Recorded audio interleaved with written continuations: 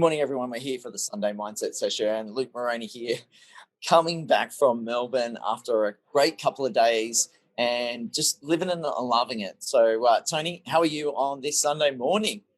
I'm doing well, mate. I'm not as well travelled as you. I saw you here in Brisbane last week, and then you went to Sydney, Melbourne. I mean, oh my gosh, you've been everywhere. Hello, looks like Luke's left. I'm not sure if people can see me. This will be fascinating. So I'm not even sure what we're going to talk about today because Luke normally runs these meetings. So there we go. Luke's back. Okay.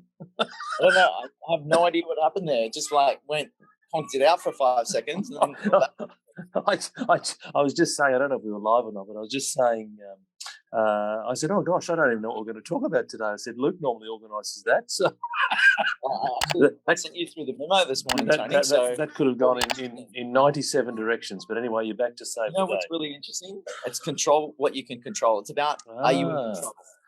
Remember, well, clearly I'm not. This morning. Clearly I'm not in control. And I'm okay with that at this particular point in time. Absolutely. All right, Tony, we've been talking about control what you can control. What's the big thing is, are you in control? The topic of today. What's your initial thoughts around that? Well, my initial thoughts are that people get caught up with things that they can't control. So I did a presentation on Thursday to a Zoom filled with property entrepreneurs, and it fascinates me, Luke, the number of times that people's emotional well-being, their emotional state, is linked to things that they can't control. So in this instance, they were getting uptight because they hadn't secured a deal.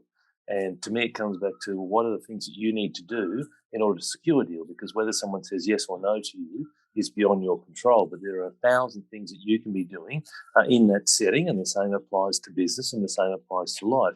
It just fascinates me, Luke, that we focus on things that are beyond our control. It's important for us to recognise that focus on things that are within our control, focus on our process, and link your emotional well-being to what you can do as opposed to an outcome that's beyond your control. Well, Tony, the reason why this topic came up today is very interesting for me because it actually was centered around like being on the dance floor.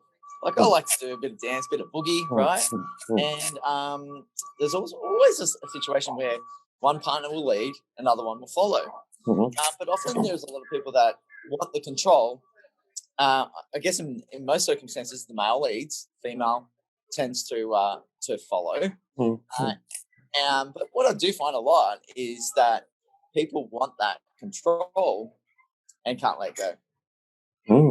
Sure, yeah, and so they hang on tight. So they want to run the show. They want to lead in that particular scenario, and it's about understanding why is that the case. Because do they not trust that the other person can lead? So the example that you talked about with the male leading and the woman following, do they not trust that the woman could lead? I'm sure the woman could lead brilliantly. In fact, probably better than most blokes. If I took a straw poll as to how women dance versus men, I would argue that women dance far better than men. But then, but then you're right. A lot of men in those social settings tend to want to take the lead. So it's fascinating. It is fascinating. So, I often do see that circumstances where a female does want to control or be in control and can't let go when it comes to the dance floor. So it's very, very interesting. In terms of thinking about our first item, let's just get straight into it, Tony. You actually control. What you can. 1,000 times in our videos, but I guess focusing on control today is a big one to get people's mindset going on this Sunday. Well, recognise that it's your thoughts, it's your behaviours, it's your actions, it's your words. That's what you can control. It's your responses, it's your reactions. Everything else, you can't control someone else. You can influence, you can persuade, you can negotiate, you can try and coerce, but you can't control someone. And so, again, in the example that you talked about, it's like, well, you've got to focus on what you can do. So if you're on the dance floor, focus on what it is that you can do. Focus on your own dance moves as opposed to other people. In life, in business, in property, focus on what you can do. Focus on what other efforts you can put in. If you haven't got the results that you want, it's because you're not putting in either one of two things. Either A, you're not putting in enough effort, or B, you're putting in effort on the wrong thing. And it could be a combination of both. So it's a case of if you haven't got the results that you want, what can you do about it, as opposed to whinging and whining and getting upset because someone has not said yes to. Another level on top of that is when you can't control something, and or you can't control what others are doing, then people's expectations get quite high, and then the annoyance and the anger and things like that come into it as well, Tony. So I guess not allowing that, to lose or let go of that control, then, what kind of expectations do you have on others, which then, compounds the issues around control. I mean, there was a cartoon movie, Luke, with one of the theme songs was called "Let It Go," and it's about just letting it go. Right, you've just got to let things go, do what you can do, not get uptight about things that are correct. I know that I know Sarah's a little bit young at the moment, but you're about to embark on that over the upcoming months and years, all those types of shows. That's all in the rear view for me, but it's a case of you've got to let stuff go. You just got to focus on what you can do and not get uptight about other things. But sadly, Luke, the majority of society gets uptight about things that they can't control. And the situation the other evening was truly about people who are getting so uptight about things that they have zero control over, like zero control. People don't realise that. It's kind of like the gambling idea, right? So I went to the racing yesterday. Really good day out with the boys. Very exciting, interesting. But, you put the bet down, you can't control the outcome of what happens. Correct. You can control how much you put down. Win, or, coming second. You may as well come last. You can control. Well, if you do a win only, if you did a each way, then okay, happy days. But the point is that you can control the horses that you bet on. You can control what type of bet you do. You can control the money that you put down. All those things are in your control. But like you said, once the gates open, it's out of your control, and so you're a passenger. Gamble responsibly, people. So Sorry. Oh yes, absolutely. Sorry. Thank you for the disclaimer. That's right. Maybe we should follow up next week. To Sydney's now ready for boarding. Okay. We would like to invite our business customers. One is Limited Platinum 1. It's all happening here. That'll be you. Righto, what's point 2, mate? So I guess what we want to move for the next one we want to do is say, are you holding on tightly or are you allowing Tony? Yeah, so I would say most people it's the former, Luke. We're holding on too tightly. As opposed to letting things go. We touched on it just a moment ago. People hold on to things too tightly. They hang on to the outcome too tightly, as opposed to fixating on their own process.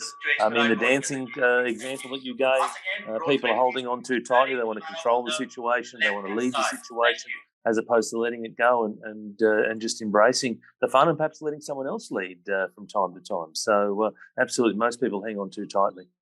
Yeah, hi to Nigel, Ricky, come on, and a few others that are joining this morning. We are talking about, are you in control? We often see people holding, sides so tightly, not allowing. We talked about Elsa and Frozen and just letting it go, and that's what it is all about. Letting it go, and that's what we want to.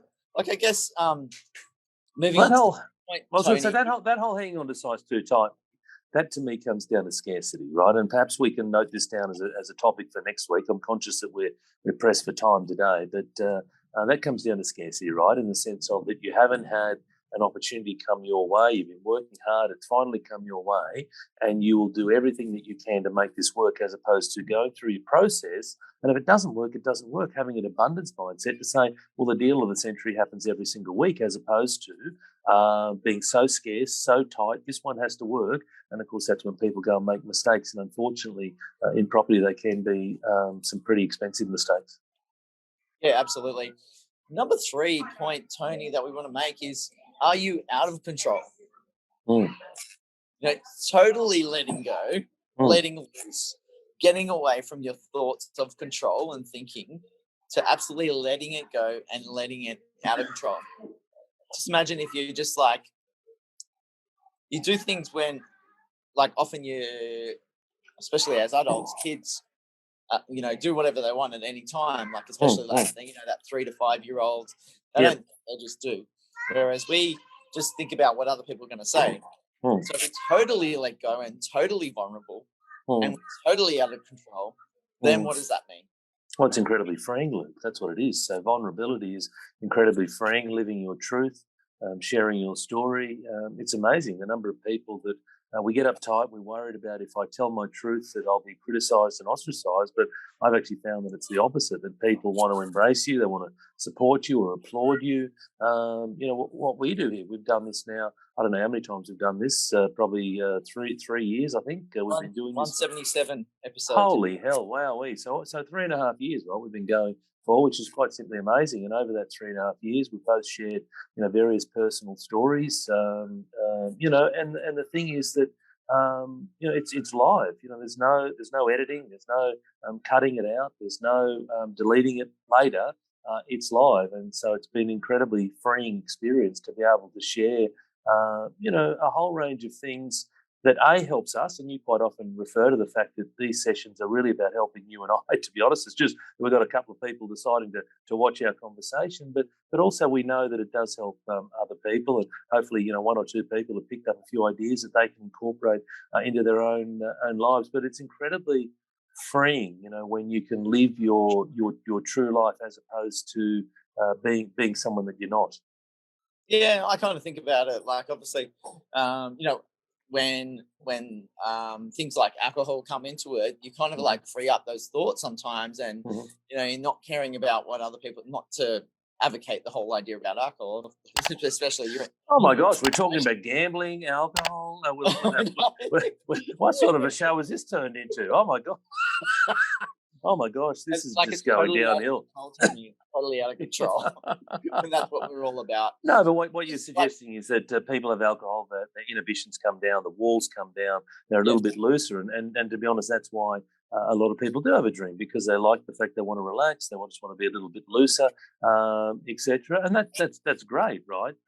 What I would suggest to everybody is that you don't need to have alcohol to be able to do that. It's just that the majority of people don't have the confidence to do that. And someone who hasn't drunk for almost 6 years, you can be just as vulnerable and just as uninhibited and just as freeing without alcohol. But I do advocate, right? 100% we want to advocate it, right? And that's not to say that people don't go and have a drink for 6 years. That's not what I'm about. That's a personal choice. But just the simple fact that you stop drinking alcohol for a week or two, or a lot of people might do like a dry July or whatever. That's an incredibly huge thing to do, because again, you run the risk of being criticised and ostracised and judged by other people. And so to push through those moments for a week, for a fortnight, for a month, you build a whole lot of extra skills, a whole lot of extra resilience as a result of doing it. Again, you don't have to go and give up for 6 years and for the rest of your life like I have. It's just a case of going, I want to just stop for a bit, just see what goes on for you, and see that you can survive, and being able to lean into the commentary of other people. And that's why a lot of people choose not to do things on social media or don't do lives on social media, Luke, because they're worried about what other people will say. But for you and I, that was let go about probably 5 or 6 years ago. So that's long gone. For you and I, it's a case of I'm letting everything go, mate. Letting it all go. 100% you are. And you're far more consistent with the socials than I am, in the sense of that you're doing lives every day. I don't do lives every day, but I do enough of them. But it's a case of just sharing the story, and sharing the story with a view of wanting to help one person. If one person can take something from this and help them improve their life, well, then it's been worth it. That's what we're going to do. Hi to Tony Gallo, who's come on and says good morning to us, and good morning to everyone that's out there. We've been talking about, are you in control? And almost changed that up a little bit. Are you in control and out of control? Maybe that could have been the topic around it. Well, we can build on that next week, right? Are you out of control? Are you out of control? Well, are you letting it go? And out of control in a good way, not out of control in a reckless way, but out of control in a good way. Are you feeling free? Are you being vulnerable? Are you letting your guard down? Are you being true to yourself? It's interesting. So my wife and I, last night, we watched a documentary on Gabby Petito, the young lady who, in America, she was murdered by a boyfriend. They went adventuring across America about a year or so ago. and she was on social media building an influencer base. And it was interesting because she had this one persona for social media, but behind the scenes, she was in a really tough relationship. There was domestic violence, and ultimately he killed her, and then he killed himself. It was world known story, and it was just fascinating to go, well, there's two personas, one for social media and one in reality. Whereas what I'm suggesting to people is that why don't we close that gap? And if you start to be true to yourself and live a true life, it's a lot freer, it's a lot easier, it's a lot lighter. As opposed to constantly thinking, now, have I said the right thing? And the potential of tripping yourself up, living a lie. G'day, Harry's come on towards the end of this session now, but think about, are you in control and what you can actually control? Are you holding on tightly or allowing and letting go? And are you then totally out of control when it comes to different things that you do as well? And really taking away then those inhibitions, those limiting beliefs in tight, and just doing and being, and just living your full, playing full out. Playing full out, yeah, having fun, living a light life, living a life true to yourself. It's incredibly freeing. So I would encourage people to do that. There will always be those that will criticise and judge you, but you can't control that. You can't control whether people criticise or judge you. Is that you getting called now, mate? No, not yet. Okay. Anyway, so there'll always be those that will criticise and judge you, but you can't control that. And I went through this a long time ago when I first gave up drinking. Now it's water off a duck's back. In fact, most people know that I don't drink, so it's a non-issue. But early on, it was a big issue for other people. It was never an issue for me, but it was a big issue for other people. And I thought it was just a really fascinating insight into how people responded. Yeah, really interesting. David Fleming's also come on. Good to see everyone this morning. Think about what you can control. Think about letting go and being out of control. Just consider all those things that we're talking about today. We're not looking to ram ideas and thoughts down your throat. We're just like questioning what's going on with ourselves, and then hopefully helping to see something that you can improve on for yourself. So maybe it is a case that you work on something each and every day, like we tend to do. And this is what we just want to advocate for everyone. So get more control with what you can control, and then be out of control with those limiting thoughts and opinions of others, and live your full life. Well said, mate. Very, very, very good. Thank you. Right. Well, we'll wrap it up for today. Safe travels. Thank you. Yeah. Safe travels. Bye, everyone. Have a great week. Control what you can control. Bye. Bye.